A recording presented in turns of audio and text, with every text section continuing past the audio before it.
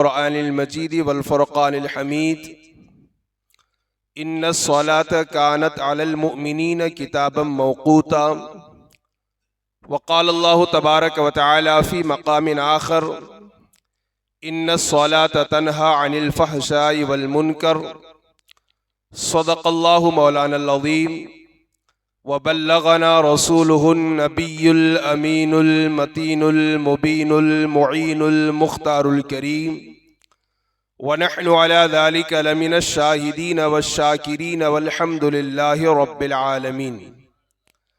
अज़ीज़ान मुकर्रम, आइए कुछ मारूज़ात पेश करने से कबल हम और आप मिलकर इंतहाई अदब व एहतराम के साथ अपनी और सारी कायनात के मरकज़ अक़ीदत आक़ाए दो जहां हुज़ूर रहमत आलम सरवरे कायनात जनाब मुहम्मदुर रसूलुल्लाह रूही फ़िदाहो सल्लल्लाहु तआला अलैहि वसल्लम की बारगाह पुर अनवार में अपने क़ुलूब व अज़हान को मुनव्वर व मुजल्ला व मुसफ़्फ़ा व मुज़क्का करने के लिए, अपने सीने को मोहब्बत रसूल का मदीना बनाने के लिए, ग़ुलामी मुस्तफ़ा का सबूत देते हुए मदीने की तरफ लो लगा कर गुंबद खजरा को निगाहों में समा कर बारगाह रसूल वाले रसूल में झूम झूम कर हदिये दुरूद पेश करें। पढ़े बावाज़े बुलंद, अल्लाहुम्मा सल्लि अला सय्यिदिना व अला आलि सय्यिदिना व नबिय्यिना मौलाना मुहम्मदिन मअदिनिल जूदि वल करम व आलिहिल किराम वब्निहिल करीम व बारिक व सल्लिम। नबी और आले नबी पर एक मरतबा और बावाज़े बुलंद पढ़ लें, अल्लाहुम्मा सल्लि अला सय्यिदिना व अला आलि सय्यिदिना व नबिय्यिना मौलाना मुहम्मदिन मअदिनिल जूदि वल करम व आलिहिल किराम वब्निहिल करीम व बारिक व सल्लिम। हज़रात मोहतरम, मामूल और दस्तूर के मुताबिक सबसे पहले अल्लाह रब्बुल आलमीन खुदाए वहदहु ला शरीक की बारगाह में दुआ गो हूँ कि रब्बे क़दीर जल्ल जलालहू अपने प्यारे हबीब दानाए ग़ुयूब साहिब लौलाक सल्लल्लाहु अलैहि वसल्लम के नालने पाक के सदक़े मुझे हक़ और सच बात कहने और आप तमामी हज़रात को हक़ और सच बात सुनकर उस पर अमल करने और उसे आम करने की तौफ़ीक़ अता फ़रमाए। हज़रात गिरामी, मुसलसल 2 जुमा से हम और आप हज़रात नमाज के हवाले से कुरान व हदीस वाक़यात व क़िसस की रोशनी में समाअत करते आ रहे हैं और आज भी इंशाअल्लाहुल अज़ीज़ नमाज ही के हवाले से कुछ मुफीद बातें मैं आपके समातों के हवाले करने की कोशिश कर रहा हूँ। बग़ौर समाअत फरमाएं, इसलिए कि नमाज वो अज़ीम तरीन इबादत है जो अल्लाह तबारक व तआला ने अपने नबी को मकान से ला मकाम में बुला करके तोहफ़े के तौर पर अता फरमाया है। और आज मेराज की भी रात है और नमाज मोमिन की मेराज है, इसलिए मैं इसी पर गुफ्तगू करना चाहूँगा, इस उम्मीद पर कि आप हज़रात दिल के कानों से समाअत फरमाएंगे और नमाज पढ़ने का शौक़ और जज्बा अपने अंदर पैदा करने की भरपूर कोशिश करेंगे। अपनी तकरीर का आगाज़ शायर मशरिक़ अल्लामा डॉक्टर इकबाल के अशार से मैं करना चाहूँगा कि शायर मशरिक़ डॉक्टर इकबाल नमाज के हवाले से गुफ्तगू करते हुए फरमाते हैं, ये एक सजदा जिसे तू गिरा समझता है, ये एक सजदा जिसे तू भारी समझता है, 1000 सजदों से देता है आदमी को नजात। फिर फरमाते हैं, ना मस्जिद में ना बैतुल्लाह की दीवारों के साए में, ना मस्जिद में ना बैतुल्लाह की दीवारों के साए में नमाज इश्क अदा होती है तलवारों के साए में। आप फरमाते हैं, मस्जिद तो बना ली शब भर में ईमान की हरारत वालों ने, मस्जिद तो बना ली शब भर में ईमान की हरारत वालों ने, मन अपना पुराना पापी था बरसों में नमाजी बन न सका। अगर आ गया ऐन लड़ाई में वक्त नमाज, आ गया ऐन लड़ाई में अगर वक्त नमाज, किबला रूह हो के ज़मीं बोझ हुई है कौमे हिजाज। क्या तूने नमाज पर गौर किया है, क्या तूने नमाज पर गौर किया है, तू कौन है और किसके सामने खड़ा है। क्या तूने नमाज पर गौर किया है, तू कौन है और किसके सामने खड़ा है। कुछ रोबे शहीनशाही भी मलहूज है तुझको, कुछ रोबे शहीनशाही भी मलहूज है तुझको, या मुंह से फ़कत कहता है अल्लाह बड़ा है। एक ही सफ में खड़े हो गए महमूद व अयास एक ही सफ में खड़े हो गए। महमूद व अयास ना कोई बंदा रहा ना कोई बंदा नवाज। हजरात गिरामी, नमाज ईमान के बाद सबसे बड़ी इबादत का नाम है। यूं तो इस्लाम में बहुत सारे फ़राइज़ हैं, बहुत सारे वाजिबात हैं, बहुत सारी इबादतें हैं। इन तमाम फ़राइज़ में नमाज अहम्मुल फ़राइज़ है। इन तमाम इबादतों में नमाज सबसे अफजल तरीन इबादत है। आप ज़रा सोचिए, नमाज ही एक ऐसी इबादत है जो हर एक पर, चाहे वो अमीर हो, चाहे वो गरीब हो, चाहे वो मुसाफिर हो, चाहे वो हज़र में हो, चाहे वो पढ़ा लिखा हो, चाहे वो अनपढ़ हो, चाहे वो अरबी हो, चाहे वो आजमी हो, हर एक पर यकसां तौर पर फ़र्ज है। मिसाल के तौर पर आप देखें, अरकान इस्लाम 5 हैं। पहला रुकन है अल्लाह रब्बुल आलमीन की वहदानियत का इकरार करना, खुदा को एक मानना और रसूल की रिसालत की गवाही देना। उसके बाद है नमाज, फिर है रोज़ा, फिर है हज, फिर है ज़कात। ये सारी चीज़ें अरकान इस्लाम में इनका शुमार होता है। जहाँ तक हज का मसला है, हज तमाम मुसलमानों पर फ़र्ज नहीं है, बल्कि जो साहिब इस्तिताअत हैं, जो पैसे वाले हैं, जो दौलतमंद हैं, जो ताकत रखते हैं, उन्हीं के ऊपर हज फ़र्ज है। यहाँ तक कि अगर इंसान के पास दौलत भी है, पैसा भी है, लेकिन जाने की ताकत उसके पास नहीं है, तो उस पर हज फ़र्ज नहीं है। तो हज भी एक फ़र्ज इबादत है, एक अजीम तरीन इबादत है, लेकिन हज सारे मुसलमानों पर फ़र्ज नहीं है। मखसूस लोगों पर मखसूस दिनों में वो फ़र्ज है। इसी तरह ज़कात भी इस्लाम का एक अजीम रुकन है और ज़कात की फ़र्जियत कुरान से साबित है, और जो इसका मुनकिर है वो काफिर है। लेकिन ज़कात भी तमाम मुसलमानों पर फ़र्ज नहीं है, बल्कि ज़कात उन्हीं मुसलमानों पर फ़र्ज है जो मालिक निसाब हों, जो साहिब इस्तिताअत हों, जो पैसे वाले हों। इसी तरीके से आप देखें, बहुत सारी इबादतें और भी हैं, जैसे कुर्बानी आप ले लें। कुर्बानी भी तमाम मुसलमानों पर वाजिब नहीं है, बल्कि जिनके पास कुर्बानी करने की ताकत है उन्हीं पर कुर्बानी करना वाजिब है। इस तरह बहुत ज़्यादा इबादतें हैं जो सब पर बराबर बराबर फ़र्ज या वाजिब नहीं है। लेकिन इबादतों में, फ़राइज़ में तन्हा एक नमाज ऐसी इबादत है जो तमाम मुसलमानों पर बराबर यकसां फ़र्ज है। अगर वो अमीर है तो उस पर भी फ़र्ज है, अगर मुसलमान गरीब है तो नमाज उस पर भी फ़र्ज है, अगर मुसलमान अल्लाह अकबर सेहतमंद तंदुरुस्त है तो उस पर भी फ़र्ज है, अगर मुसलमान बीमार है तो नमाज उस पर भी फ़र्ज है। खड़े होके नहीं पढ़ सकता तो बैठ करके पढ़े, बैठ करके नहीं पढ़ सकता तो लेट करके पढ़े, लेट करके नहीं पढ़ सकता तो इशारे से नमाज पढ़े। यानी कि सेहतमंद पर भी नमाज फ़र्ज है और गरीब पर भी नमाज फ़र्ज है। इसी तरीके से आप देखें, रोज़े के बारे में फरमाया गया, अगर आप सफ़र की हालत में हैं, रोज़ा रखना आपके लिए दुश्वार कुन साबित होता है, तो ऐसी सूरत में हालत सफ़र में रोज़ा छोड़ने की इजाज़त इस्लाम में दी है। हाँ, बाद में उसकी क़ज़ा कर लें, लेकिन नमाज एक ऐसी इबादत है कि अगर आप सफ़र में भी हैं, अगरचे 2 ही पढ़ना है लेकिन पढ़ना ज़रूर है। नमाज सफ़र की हालत में भी मुआफ़ नहीं है। बीमारी की हालत में रोज़े के हवाले से फरमाया गया, अगर बीमार रोज़ा रखने से मर्ज़ के बढ़ने का अंदेशा हो, रोज़ा रखने से बहुत दिनों के बाद आराम होने का कभी अंदेशा हो, रोज़ा रखने से चक्कर आने का कभी अंदेशा हो, ऐसी सूरत में शरीयत इस्लामिया ने कहा रोज़ा छोड़ दो, जब अल्लाह शिफा अता फरमाए तब आप रोज़ा रख लेना। लेकिन नमाज के बारे में फरमाया गया कि बीमार है तब भी उस हालत में भी इंसान पर नमाज फ़र्ज है।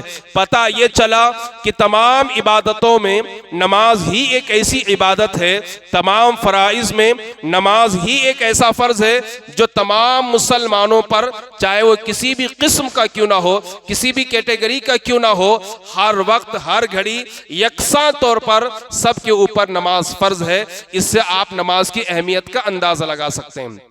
इसी तरह जब निकाह की बात होती है, हम लोगों को मियाँ बीवी का मकाम और मर्तबा बताते हुए, समझाते हुए कहते हैं जितने भी रिश्ते हैं सब दुनिया में कायम हुए हैं, कोई बाप बना तो दुनिया में आकर, कोई माँ बनी तो दुनिया में आकर, माँ बाप का रिश्ता वजूद में आया दुनिया में, और भाई बहन का रिश्ता वजूद पाया दुनिया के अंदर।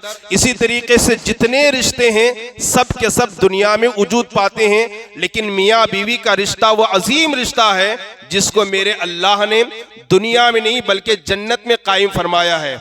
हमारे मुहक्किकीन और हमारे उलमाए किराम मियाँ बीवी के रिश्ते की अजमत को बयान करते हुए कहते हैं, और रिश्तों को अल्लाह ने ज़मीन पर वजूद बख्शा है, लेकिन मियाँ बीवी का तन्हा वो अजीम रिश्ता है जिसको अल्लाह ने जन्नत जैसी पाकीज़ा और मुक़द्दस जगह में वजूद बख्शा है, हज़रत आदम और हज़रत हव्वा के दरमियान।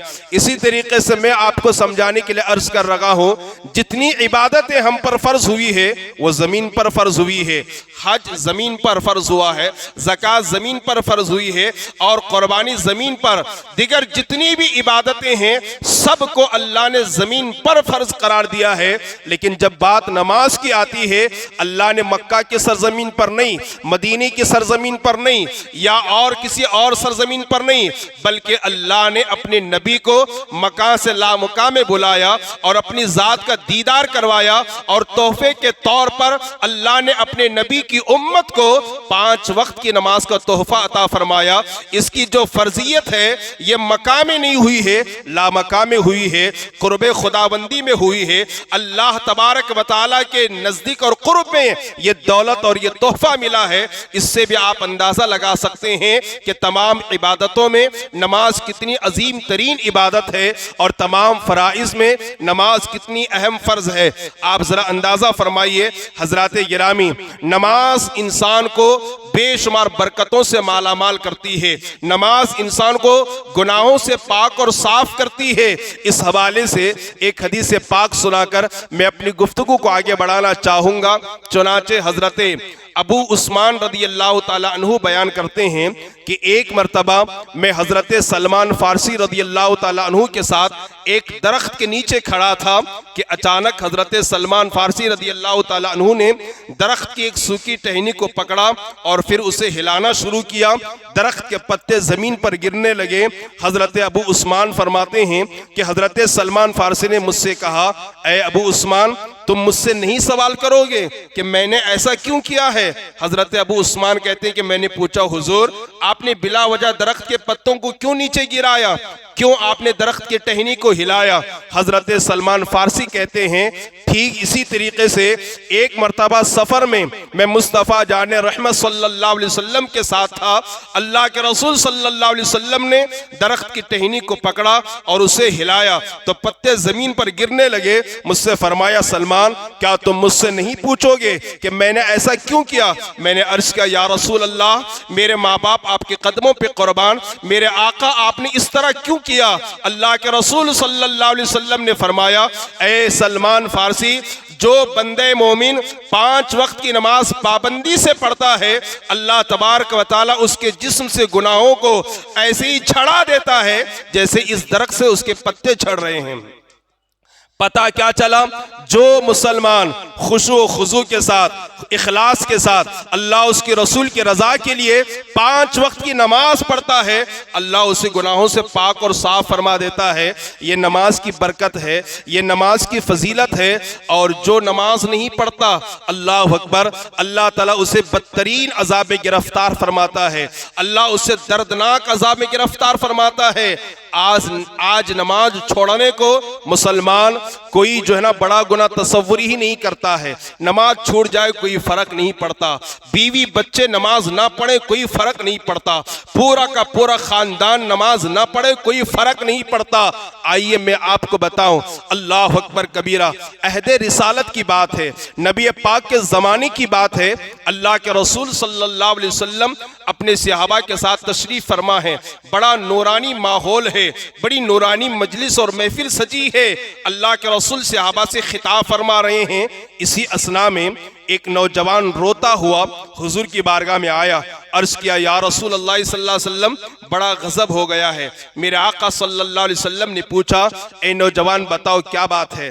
अल्लाह अकबर। उस नौजवान ने कहा, या रसूल अल्लाह, मेरे वालिद मोहतरम का इंतकाल हो गया है, उसको गुस्ल देने के लिए, कफन पहनाने के लिए, जनाजा पढ़ने के लिए, तदफीन और तकफीन के लिए कोई और मौजूद नहीं है, मैं तन्हे तनहा हूँ। ये सुनकर अल्लाह के रसूल सल्लल्लाहु अलैहि वसल्लम ने हजरत अबू बकर सिद्दीक और हजरत उमर से फरमाया, जाओ तुम उसके तकफीन और तदफीन का इंतजाम करो। ये मैं अहद रिसालत की बात बता रहा हूँ, अहद नबवी की बात बता रहा हूँ, नबी पाक के दौर की बात मैं आपको बता रहा हूँ।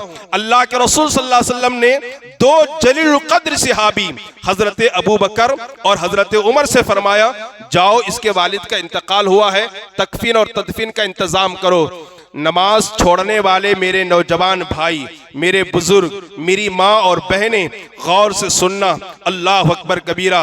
बेनमाजी का अंजाम क्या होता है, बेनमाजी के साथ क्या सुलूक होता है। अल्लाह अकबर कबीरा।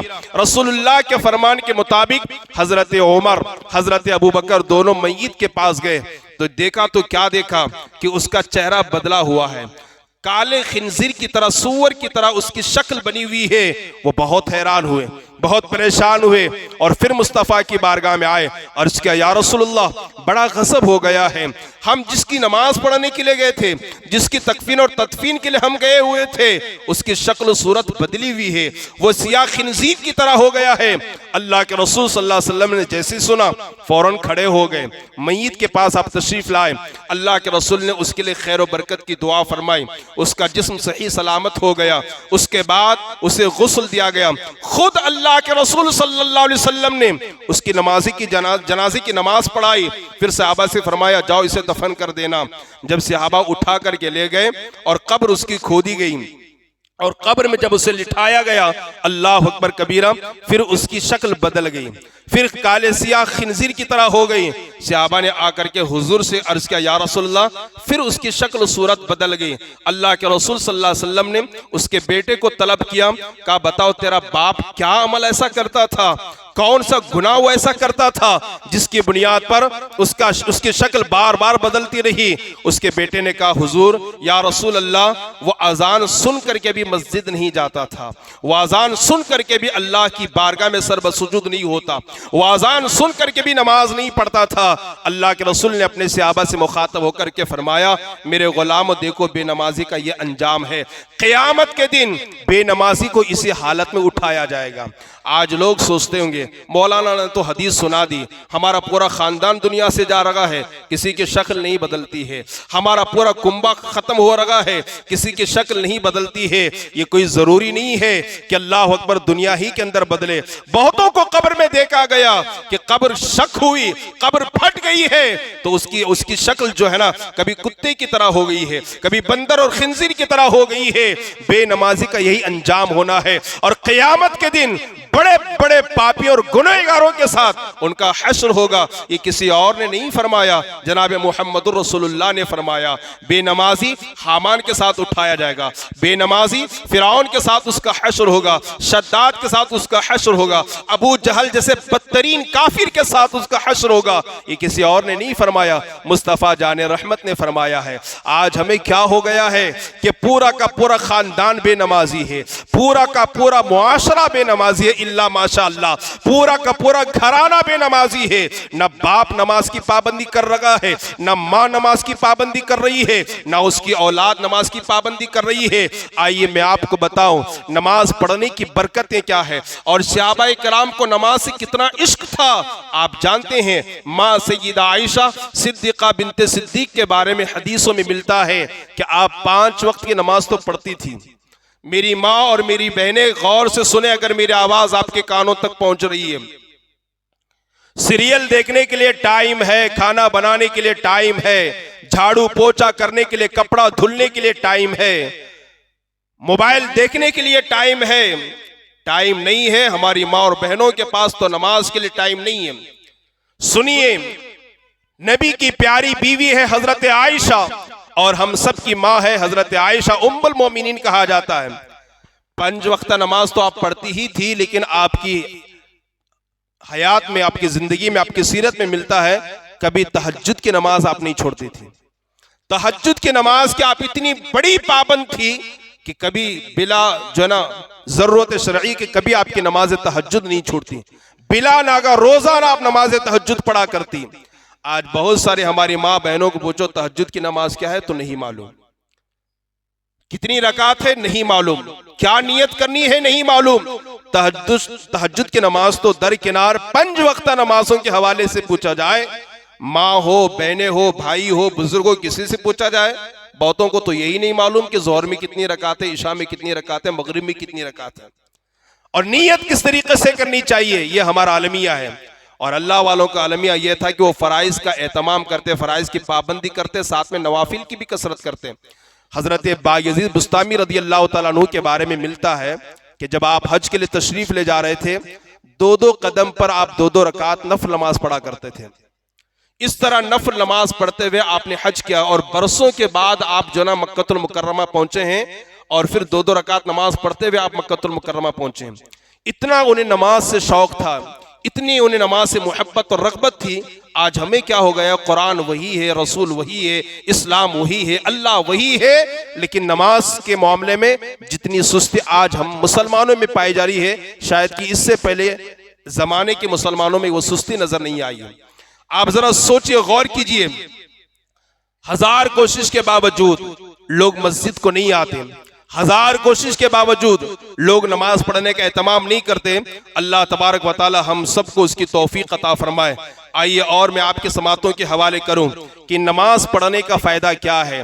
नमाज पढ़ने का फायदा यह है कि सबसे बड़ी चीज यह है कि यह नमाज इंसान को बुराइयों से रोकती है, बुराइयों से बचाती है। आज गुनाह से रोकने के लिए कैमरे लगाए जा रहे हैं, गुनाह से रोकने के लिए, बचाने के लिए तरह तरह के कवानीन बनाए जा रहे हैं। ये दुनिया के कवानीन हाथ और पैर को तो पाबंदे सलासिल कर सकते हैं, हथकड़ियां डाल सकते हैं, दिलों पे कंट्रोल नहीं कर सकते। लेकिन नमाज एक ऐसी इबादत है कि कुरान करीम में रब ने वाज़ेह लफ्ज़ों में फरमाया, इन्नस्सलात तन्हा अनिल फहशाई वल मुनकर, कि बेशक नमाज इंसान को बुराइयों से रोकती है और बेहयाइयों से रोकती है। आप जरा सोचें, जो आदमी नमाज का पाबंद बन जाता है ना, नमाज का एहतमाम करता है, यकीनन वो खुद भी बुराई से बचता है और औरों को बुराई से बचाने की कोशिश करता है। आपने सुल्तान महमूद गजनवी का नाम सुना होगा, बहुत बड़े बादशाह गुजरे हैं। सुल्तान महमूद गजनवी रहमतुल्लाह अलैह बड़े बादशाह गुजरे हैं। एक बुढ़िया आपकी खिदमत में आई और अर्ज करती है, बादशाह सलामत हो, आपका भतीजा मेरे घर आता है और यूं घर में दाखिल हो जाता है, हालांकि मेरे घर में एक जवान बेटी मौजूद है। इतना सुनना था, सुल्तान महमूद गजनवी ने फौरन उस बुढ़िया से कहा, माई अब की बार अगर वो नौजवान मेरा भतीजा आ जाए तो मुझे इत्तला करना। एक दिन गुजरा, दूसरा दिन गुजरा, गालिबन तीसरे या दूसरे दिन बुढ़िया ने आकर के कहा कि वो मेरे घर आया है आपका भतीजा। हजरत सुल्तान महमूद गजनवी जो वक्त के बादशाह हैं, जो वक्त के बादशाह हैं, जिनको अल्लाह ने सल्तनत अता फरमाई थी, हुकूमत अता फरमाई थी, लेकिन मखलूक खुदा की खिदमत का जज्बा देखें, गुनाहों से बचाने का जज्बा देखें, ये नमाज की बरकतें थी, वो नमाज के बड़े पाबंद थे। बुढ़िया ने जैसे आकर के कहा, बादशाह आपका भतीजा मेरे घर आया है जबकि मेरे घर में जवान बेटी है। बादशाह फौरन तशरीफ ले जाते हैं और बुढ़िया से कहते हैं, चिराग बंद कर दो। बुढ़िया ने चिराग को बुझा दिया और बादशाह ने एक ही बार में उसका सर कलम कर दिया, मार दिया उसको। और मारने के बाद कहा कि अब चिराग रोशन करें। बुढ़िया ने चिराग रोशन किया, उस मरने वाले पर नजर पड़ी तो कहा अल्हम्दुलिल्लाह। फिर कहा कि मुझे पानी पिलाना। बुढ़िया ने एक गिलास पानी पेश किया। 3 काम जो है ना सुल्तान महमूद गजनवी ने किया, एक तो चिराग बुझवा दिया और उस मैयत को देखने के बाद अल्हम्दुलिल्लाह कहा और फिर एक गिलास पानी का लिया। बुढ़िया ने कहा, बादशाह सलामत हो, मैं अगर आपकी इजाजत हो तो आपसे कुछ सवालत करूं। कहा, बुढ़िया पूछो, माई पूछो, क्या पूछना है। कहा, ये बताइए कि आपने चिराग बुझाने का हुक्म क्यों दिया। फरमाया, मैंने चिराग बुझाने का हुक्म इसलिए दिया कि अगर चिराग रोशन होता, वो मेरा भतीजा अगर सामने आ जाता तो कहीं ये भतीजे की मोहब्बत जो ना इंसाफ करने से मेरी तलवार को कहीं रोक ना दे, इसलिए मैंने चिराग बुझाने के लिए कहा ताकि मैं उसे नजर ना आऊं और वो मुझे नजर ना आए।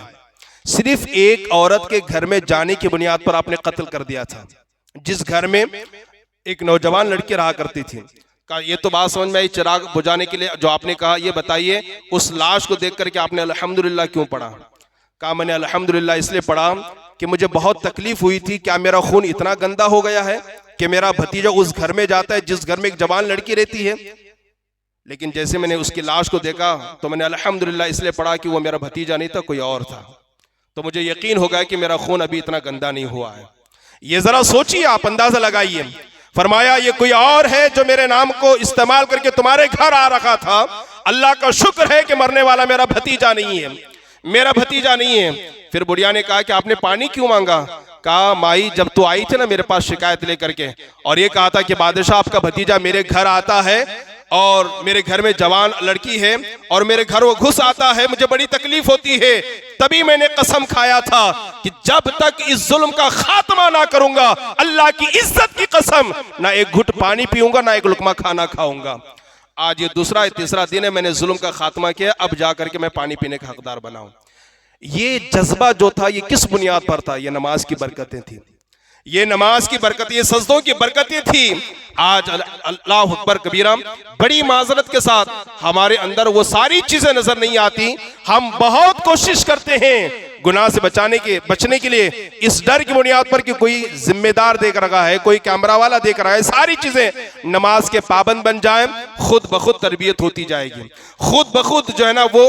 और यहाँ पर मामला ऐसा है कि थोड़ी बहुत तकलीफ आ गई तो लोग जो है ना नमाज को छोड़ दिए, थोड़ी थोड़ी तकलीफों में लोग नमाज को छोड़ दिए, जमात को छोड़ दिए, सारी चीजें। जमात से मुराद मस्जिद मदरसा दरगाह की जमात नहीं, नमाज की जमात, जमात को लोग छोड़ दिए। और हमारे अकाबिरीन का अलमिया ये था, हजार तकलीफ के बावजूद भी वो नमाज का एहतमाम करते थे। हजरत उमर बिन खत्ताब रदी अल्लाह ताला अन्हु को एक मजूसी काफिर ने हमला किया था। कैसे हमला किया था? वो मजूसी गुलाम जो है ना हजरत उमर के पास शिकायत लेकर के आया, मैं जितना काम करता हूँ मेरा आका मुझे उतनी तनख्वाह नहीं देता है, मेरी खिदमत नहीं करता है, आप उसे समझा दें। हजरत उमर ने पूछा कि बता तेरा काम क्या है और तेरी तनख्वाह क्या है? तो उसने अपना काम भी बताया, टाइम भी बताया और तनख्वाह भी बताया। हजरत उमर ने फरमाया जो तुझे तनख्वाह दे रहा है वो बराबर दे रहा है, बल्कि ज्यादा दे रहा है, तो इतने का ही हकदार है। ये बात उसे बुरी लगी। लूलूफर उसका नाम था। क्या नाम था उसका? लूलूफर उसका नाम था। तो ये बात उसको बुरी लगी। हजरत उमर ने उसको समझा करके भेज दिया। वो इतनी बात को लेकर के हजरत उमर रदी अल्लाह तआला की जान का दुश्मन बन गया और इस्लामी लिबास पहन करके, जुब्बा अमामा पहन करके, तलवार को जहर में बुझा करके पहली सब में आकर के खड़ा हो गया। और जैसे ही हजरत उमर बिन खत्ताब ने तकबीर कही अल्लाह अकबर, तो उसने क्या किया, हजरत उमर पर कातिलाना हमला किया और पेट में बहुत बुरी तरीके से हमला किया और आपके पेट को फाड़ दिया। अफरा तफरी का माहौल हो गया। तो भागने लगा, सहाबा ने पकड़ने की कोशिश की, गालिबन 7 या 9 सहाबा को उसने जख्मी किया। कितने? वो पर्चियां आती रहेगी, आप उधर देखेंगे तो मेरा डिस्टर्ब माइंड हो जाएगा, आप मुझे देखिए, है ना, हफ्ते में एक बार तो सुनते हैं, कम से कम इसको तवज्जो से सुन लें थोड़ा सा, है ना। तो क्या हुआ, 7 या 9 लोगों को उसने जख्मी किया। एक सहाबी ने उसके ऊपर चादर फेंकी कि इसको पकड़ा जाए। तो जैसे चादर फेंकी सहाबी ने, तो वो समझा कि अब मैं पकड़ा जाऊंगा, तो खुद को उसने खत्म कर दिया। जो पॉइंट की बात मुझे आपको बताना है ना, हजरत उमर बिन खत्ताब का पेट उसने फाड़ दिया और कितनी बुरी तरीके से जख्मी किया था मालूम है? पानी डालते पेट से निकल जाता, दूध पिलाते पेट से निकल जाता, शहद डालते पेट से निकल जाता, इतना बुरी तरीके से जख्मी किया था। हजरत उमर रज़ी अल्लाह तआला उस जख्मी के बाद 3 दिन तक बाहयात रहे। कितने दिन तक? 3 दिन तक आप जिंदा रहे। उसके बाद आपकी शहादत हो गई, आप अल्लाह को प्यारे हो गए। वो 3 दिन में कई मरतबा आप बेहोश होते, फिर होश में आते, बेहोश होते, होश में आते। आप कोई भी सीरत की किताब उठाइए जिसमें हजरत उमर बिन खत्ताब की सीरत लिखी होगी और ये वाक़या लिखा होगा, वहां ये जरूर अल्फाज आपको मिलेंगे। जब जब हजरत उमर को होश आता, तब तब हजरत उमर कहते कोई नमाज का वक्त तो नहीं हो रहा है। और आप लोगों ने नमाज तो नहीं छोड़ी, अभी नमाज पढ़ लिया आप लोगों ने? सबसे पहला सवाल हजरत उमर बिन खत्ताब यही करते, आप लोगों ने नमाज पढ़ ली? नमाज का वक्त है, अभी मुझे नमाज पढ़नी है। इतने शदीद तरीन जख्मी हो चुके हैं कि पेट फट चुका है, जो भी पानी डाला जाए पेट से निकल रहा है। जब जब बेहोश होते और जब जब होश में आते, सबसे पहला सवाल नमाज के बारे में पूछते, इसलिए कि हजरत उमर बिन खत्ताब जानते थे कि क़यामत के दिन सबसे पहला सवाल फरमाने मुस्तफ़ा की रोशनी में वो नमाज के बारे में किया जाएगा। आपसे वल्लाहिल अज़ीम ये नहीं पूछा जाएगा, अजमेर शरीफ कितनी बार गए थे, बगदाद शरीफ कितनी बार गए थे, उमरा कितने आपने कर लिए हैं, ये सब आपसे नहीं पूछा जाएगा। कितने मर्तबा अपने बच्चे का बर्थडे तुमने बनाया था, ये सब नहीं पूछा जाएगा। कितने धूमधाम से अपने बच्चों की शादी तुमने की थी, ये नहीं पूछा जाएगा। कहां तक अपने बच्चों को दुनियावी डिग्रियां आप तुमने दिलाई थी, ये सब नहीं पूछा जाएगा। अल्लाह के रसूल के फरमान के मुताबिक सबसे पहला सवाल होगा, बताओ नमाज पढ़ते थे कि नहीं पढ़ते थे। सबसे पहला सवाल नमाज के बारे में, जिसके बारे में नहीं पूछा जाएगा, आज पूरी कौम जो है ना उम्मत उसके पीछे लगी है। और जिसके बारे में पूछा जाएगा 5% वो कौम, वो उम्मत मस्जिद में नजर नहीं आती, नहीं आती मस्जिद में नजर। करोड़ों लाखों के हमने गुंबद मीनार बना लिए, लाखों रुपए के हमने मीनार और गुंबद बना लिए, लेकिन हमने कभी अल्लाह की बारगाह में सर झुकाने की कोशिश नहीं की। सबसे पहला सवाल यही किया जाएगा नमाज के बारे में। हाँ, ये भी मैं कह दूं, आपने छठी शरीफ 11वीं शरीफ की थी या नहीं की थी, ये भी नहीं पूछा जाएगा। कुंडे की फातेह आपने दिलाई थी कि नहीं दिलाती, ये भी नहीं पूछा जाएगा आपसे। लेकिन नमाज के बारे में जरूर पूछा जाएगा। लेकिन यहां लोगों को पता नहीं किसने ये तालीम दे रखी है, गलत सबक किसने पढ़ा दिया है। लोग कर्जा लेकर के कुंडों की फातेह तो करेंगे, लेकिन नमाज नहीं पढ़ेंगे। लोग धूमधाम से छठी शरीफ में शरबत बना करके पिलाएंगे, यकीनन ये जायज है, दुरुस्त है, मुस्तहसन है और मामूलाते अहले सुन्नत से है, लेकिन इसका दर्जा फर्ज और वाजिब का नहीं है। ये जरूर करेंगे, चंदा उठाएंगे, जरूर करेंगे, लेकिन नमाज नहीं पढ़ेंगे। उसके बारे में नहीं पूछा जाएगा, पर इसके बारे में तो पूछा जाएगा ना। रसूल की हदीस है, मुस्तफा का फरमान है कि क़यामत के दिन सबसे पहले नमाज के बारे में पूछा जाएगा। क्या हजरत उमर बिन खत्ताब रज़ी अल्लाह ताला या दिगर सहाबा कराम को नहीं मालूम? अल मुख्तसर, हजरत उमर इतनी जख्मी हालत में, चाहते तो कह सकते मैं दूसरा खलीफा हूं, सहाबी हूं, हुजूर के साथ रखा हूं, मुझे क्या जरूरत है नमाज पढ़ने की, क्या जरूरत है, जन्नत तो मिली जाएगी। जबकि रसूलुल्लाह ने कई मर्तबा दुनिया में जन्नत की बशारत भी अता फरमाई है। 10 सहाबा जिनको मेरे नबी ने जन्नत की बशारत दुनिया में अता फरमाई, उनमें दूसरे नंबर पर हजरत उमर बिन खत्ताब हैं। उमर बिन खत्ताब जिनके बारे में मुस्तफा करीम ने फरमाया, आसमान के सितारों की तादाद के बराबर अगर किसी के लिए किया है, खत्ताब के बेटे उमर की हैं। मेरे नबी ने फरमाया, अगर मेरे बाद कोई नबी होता तो खत्ताब का बेटा उमर होता। और मेरे नबी ने फरमाया, जिस रास्ते से उमर गुजर जाता है उस रास्ते पर शैतान नहीं आता है। वो उमर, क्या वो ये निस्बत उनके लिए काफी नहीं थी? अब तो अलमिया ये है, अल्लाह माफ करे, दुनिया के दलदल में इस कदर उम्मत मुस्लिमा फंस चुकी है, इल्ला माशाल्लाह।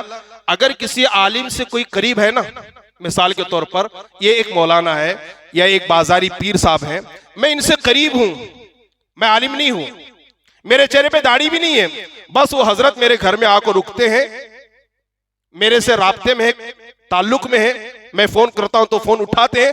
अब मेरे अंदर इतना घमंड हो गया है कि मैं किसी आलिम को सलाम करना भी नहीं चाहता, मैं अब किसी आलिम को देखना भी नहीं चाहता। क्यों?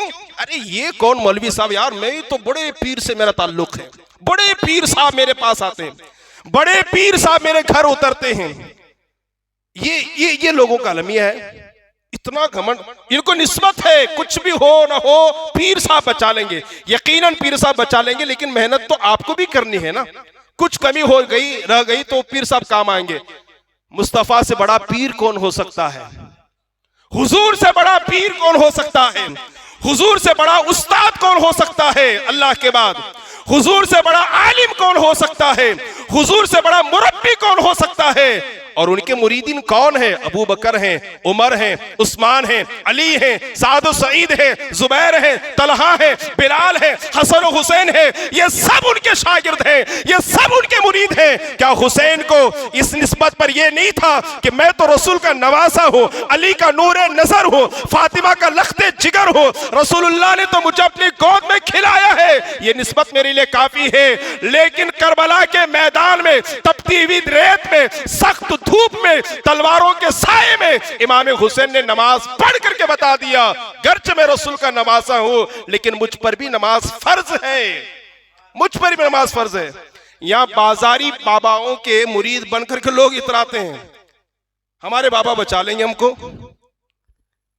हमारे बाबा बचा लेंगे हमको। हमारे पीर साहब हमको बचा लेंगे। बड़ी गलत फहमी के हम शिकार हो चुके हैं। नमाज से दूर दूर तक हमारा वास्ता नहीं है, नमाज से दूर दूर तक हमारा कोई ताल्लुक नहीं है। जो सबसे बड़ी चीज है इस्लाम और ईमान के बाद वो नमाज है।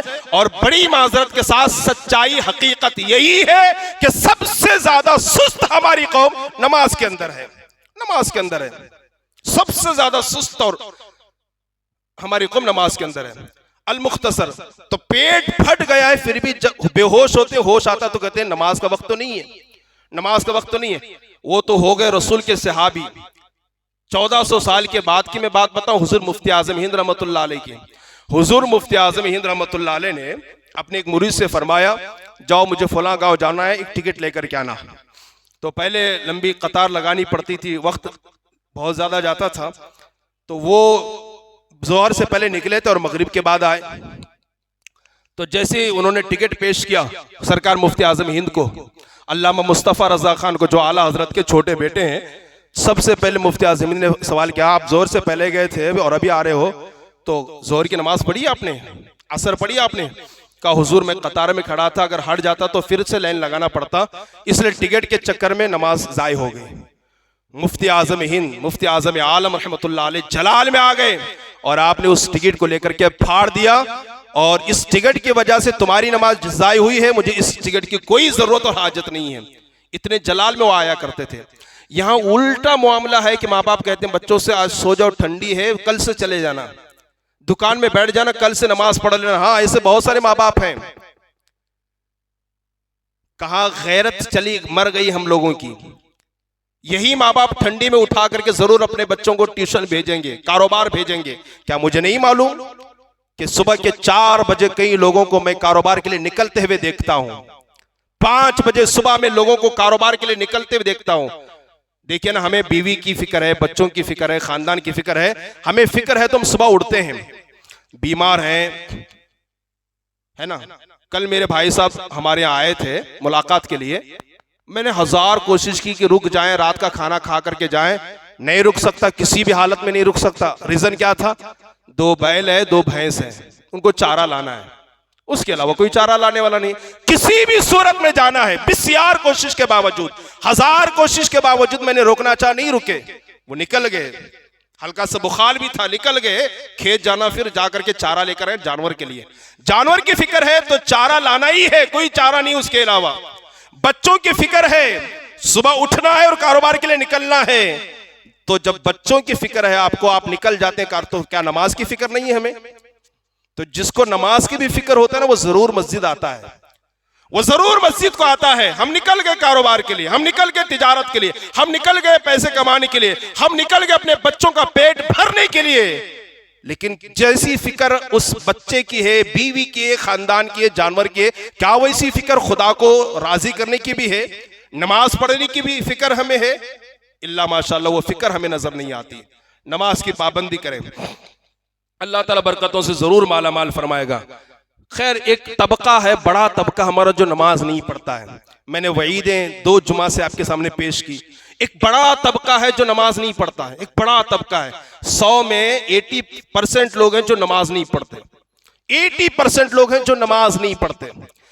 10% लोग हैं जो नमाज पढ़ते हैं, या 20% आप कह रहे हैं जो नमाज पढ़ते हैं। उस 20% में कुछ लोग हैं जमात का एहतमाम नहीं करते, जमात से नमाज नहीं पढ़ते। कोई दोस्त मिल गया, उसके खातिर जमात छूट गई। चाय पीने के लिए बैठ गया तो उसके खातिर जमात छूट गई। कुछ मसरूफियत आ गई, कोई मेहमान आ गया तो उसके खातिर जमात छूट गई। बात बात पर जो 20% लोग, 100 में 80 लोग तो पढ़ते ही नहीं है, 20 लोग पढ़ते हैं। तो 20 लोगों में एक 15 लोगों की सिचुएशन या 10 लोगों की कैफियत यह है कि वो जमात का एहतमाम नहीं करते। हजरत अब्दुल्ला बिन अब्बास रज़ी अल्लाह तआला अन्हु, हजरत अब्दुल्ला बिन अब्बास कौन है? इनको हमारे तमाम उलमा ने हिब्रुल उम्मा के लक़ब से याद किया है। हिब्रुल उम्मा का मतलब होता है कि इस उम्मत के सबसे बड़े आलिम। क्या? इस उम्मत के सबसे बड़े आलिम ये वो अब्दुल्ला बिन अब्बास हैं जो हुजूर के बारगाह में आते हैं और कहते हैं, या रसूलल्लाह, आप मेरे लिए दुआ कर दें कि अल्लाह मुझे आपके दीन का सबसे बड़ा फ़क़ीह और आलिम बना दे। रसूलुल्लाह ने फरमाया करीब हो जाओ, करीब हुए, दोबारा फरमाया करीब हो जाओ, करीब हुए, फिर फरमाया रसूलुल्लाह ने करीब हो जाओ। वो इतने करीब हुए कि उनका सीना और हुजूर का सीना आपस में टच हो गया, मस हो गया। उसके बाद रसूलुल्लाह ने हाथ उठा करके दुआ की, अल्लाह तू इस मेरे गुलाम को मेरे दीन का फकीह और आलिम बना दे। ये उस दुआ की बरकत है कि आज पूरी दुनिया हजरत अब्दुल्ला बिन अब्बास को रईसुल मुफस्सिरीन, सैयदुल मुफस्सिरीन के नाम से जानती और पहचानती है। इस उम्मत के सबसे बड़े आलिम हैं हजरत रईस अब्दुल्ला बिन अब्बास रदियल्लाहु, बहुत बड़े आलिम हैं, बहुत बड़े आलिम हैं। उनसे किसी ने पूछा, हुजूर एक आदमी है जो रात भर नमाज पढ़ता है, क़ियामुल लैल करता है।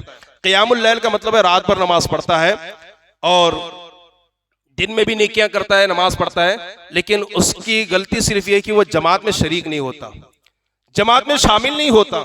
और जुमा में भी जो है ना घर में ज़ोहर पढ़ता है, उसके लिए आपका क्या हुक्म है? नमाज नहीं छोड़ता है, वो नमाज नहीं छोड़ता है, नमाज नहीं छोड़ता। गौर कीजिए मेरे जुमलों पर, नमाज नहीं, वो क़ियामुल लैल करता है, 5 वक्त नमाज भी पढ़ता है और रात भर भी नमाज पढ़ता है, नेकियां बहुत करता है।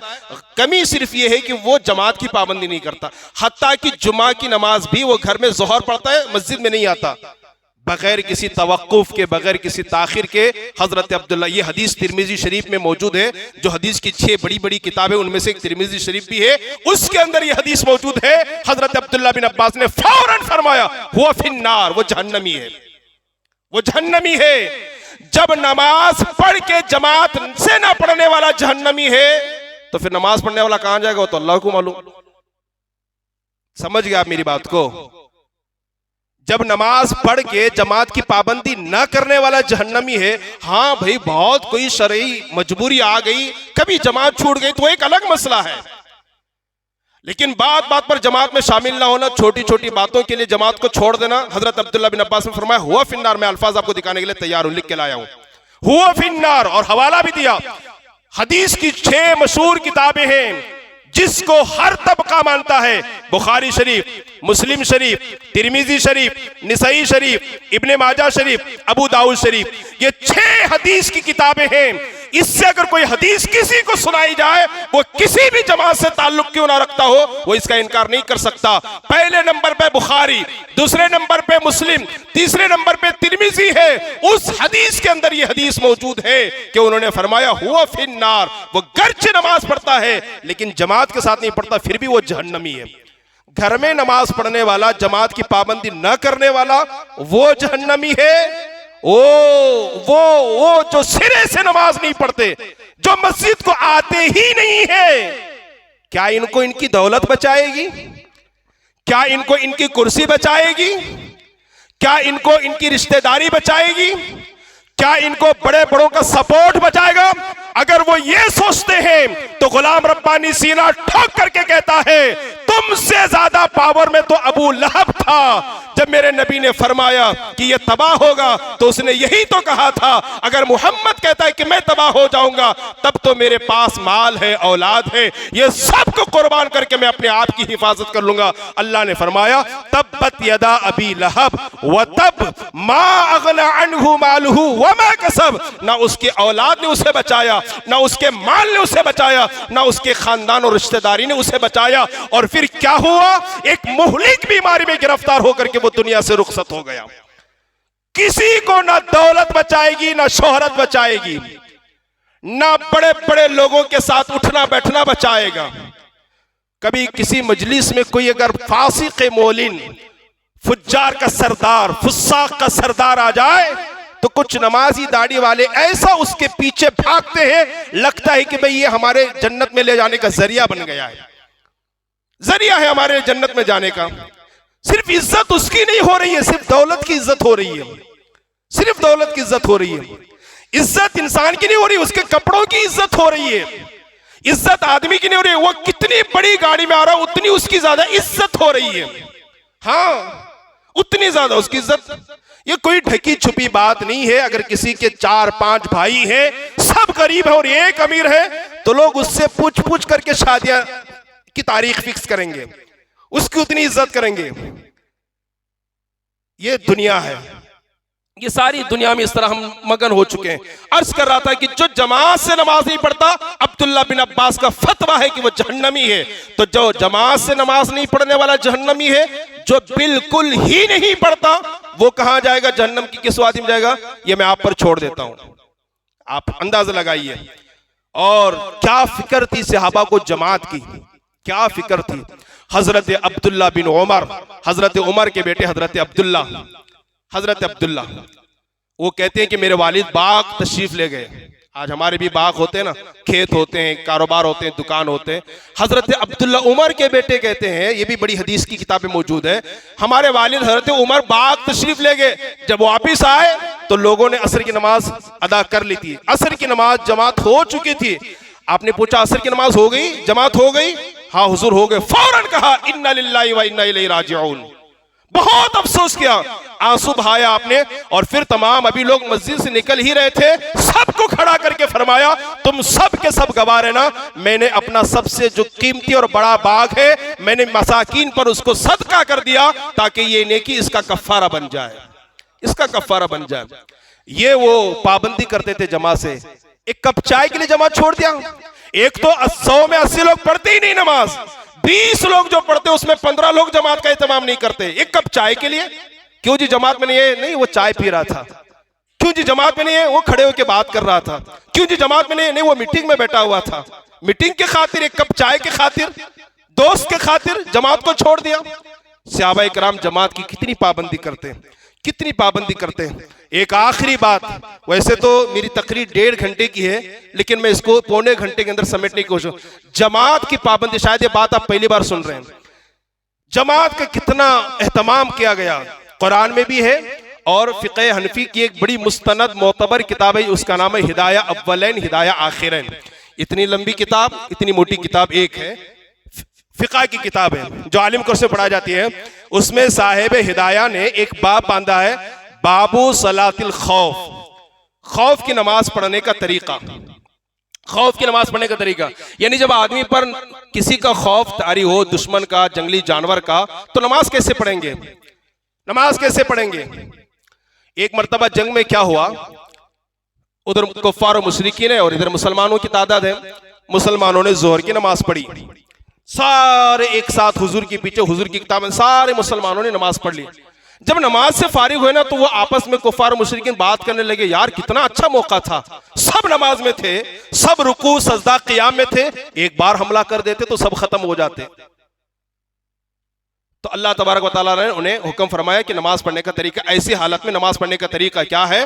तो फुक़हा किराम ने फरमाया कि अगर जब जंग की सिचुएशन हो, मैदान जंग हो, तलवारें चमक रही हो, तो जमात खड़ी की जाए। जितने लोग हैं उसके 2 ग्रुप किए जाएं। जैसे 20 लोग हैं तो 10 लोगों को अलग किया जाए, 10 लोगों को अलग किया जाए। और नमाज, इमाम जो ना नमाज पढ़ाए तो 20 लोग जमात के साथ नमाज पढ़ें, 2 रकात। अगर 4 रकात तो नमाज पढ़ रहे हैं तो 2 रकात 10 लोग जमात के साथ नमाज पढ़ें, और ये 10 लोग उनका मुकाबला करें और ये क्या निगरानी करें।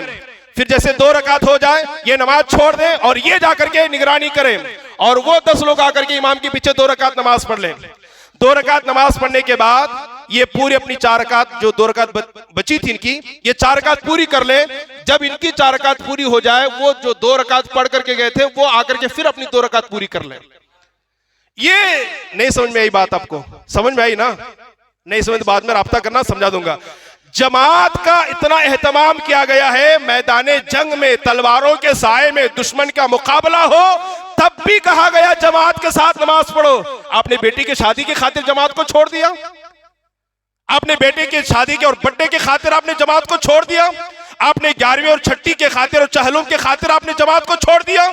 अल्लाह की इज्जत की कसम, वो औलिया किराम जिनके उर्स और संदल के खातिर हमारी जमातें छूट जाती है, न मालूम वो दिल अपनी कब्र में कितना बेकरार होते होंगे, कितना बेचैन होते होंगे।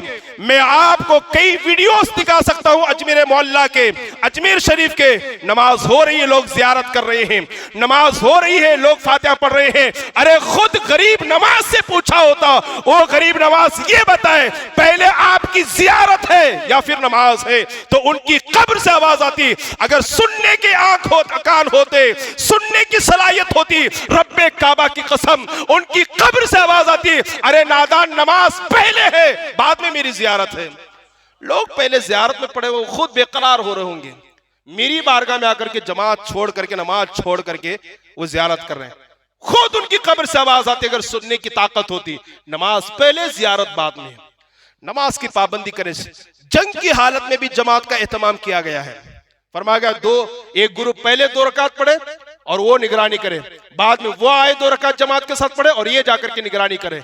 ऐसी सिचुएशन में भी जमात का हुक्म दिया गया है, लेकिन हम लोग आला हजरत अजीमुल बरकत उम्र के आखिरी हिस्से में हैं, आखिरी हिस्से में हैं, उठने की सलाहियत ताकत नहीं है, बावजूद इसके 2 अपने खादिम के कंधों पर हाथ डाल करके मस्जिद रजा तक आते हैं और जमात के साथ नमाज पढ़ते हैं। ये इन्होंने जमात का एहतमाम किया। कहने को तो बहुत सारी बातें हैं, बस गुजारिश ये है कि जमात के साथ नमाज पढ़ने की कोशिश करें। जमात के साथ नमाज पढ़ना 27 गुना ज्यादा सवाब मिलता है, कुछ रिवायतों के 25 गुना ज्यादा सवाब मिलता है। और जमात के साथ पढ़ने का फायदा ये भी है कि मैं तन्हा पढ़ूंगा, मेरी नमाज होगी ना होगी कोई गारंटी नहीं। इस पूरी जमात में कोई तो अल्लाह का नेक बंदा होगा, किसी का तो अल्लाह अकबर कहना अल्लाह को पसंद होगा, किसी का तो अमल अल्लाह को पसंद होगा। अल्लाह उस एक बंदे के सदके में सबकी भी नमाज कबूल फरमा लेगा। इसलिए जमात की पाबंदी करें, अव्वलन नमाज की पाबंदी करें। अगर आपने ऐसा किया, दुनिया और आखिरत दोनों कामयाबी से हमकिनार होंगे। अल्लाह ताला मुझे आपको सबको अमल की तौफीक अता फरमाए। डॉक्टर इकबाल के इस शेर पर मैं अपनी गुफ्तगू खत्म करना चाहता हूं कि उन्होंने कहा था, ये एक सजदा जिसे तू गिरा समझता है, ये एक सजदा जिसे तू भारी समझता है, 1000 सजदों से देता है आदमी को नजात। और फिर इमाम अहले सुन्नत ने फरमाया था, दिन लहो में खोना तुझे, शब सुबह तक सोना तुझे, शर्मे नबी खौफे खुदा ये भी नहीं वो भी नहीं। दिन भर खेल कूद में तमाशे में हमारा वक्त और रात भर सोने में, ऐसा होता ही नहीं होता? दिन भर खेल कूद में तमाशे में और रात भर सोने में, ना खुदा का खौफ है ना नबी की शर्म हया है। इसी की तर्जमानी करते हुए हालात कहते हैं, दिन लहो में खोना तुझे, शब सुबह तक सोना तुझे, शर्मे नबी खौफे खुदा ये भी नहीं वो भी नहीं, दोनों भी नहीं है। और फिर कहा, रिज़्क़े खुदा खाया किया, फरमाने हक टाला किया, शुक्र खुदा तरसे सजा ये भी नहीं वो भी नहीं। खुदा का रिज़्क़ खा रहे हैं, उसकी नाफरमानी भी कर रहे हैं, ना शुक्र कर रहे हैं ना उससे डर रहे हैं, ये भी नहीं है वो भी नहीं है। खुदारा तब्दीली लाइए। कहने वाले कितना कहेंगे, बोलने वाले कितना बोलेंगे, लिखने वाले कितना लिखेंगे, हर एक को तो अपना हिसाब देना है ना, हर एक को तो अपनी कब्र संभालनी है ना। गुजारिश ये है, ये दुनिया और इसकी रानाइयाँ, इसका जमाल, इसकी खूबसूरती ये चंद दिनों की है और फिर आखिरत है, हमेशा की दुनिया है, उसकी तैयारी कीजिए। अल्लाह ताला हम सबको अमल की तौफीक अता फरमाए। व मा अलैना इल्लल बलाग। अस्सलामु अलैकुम।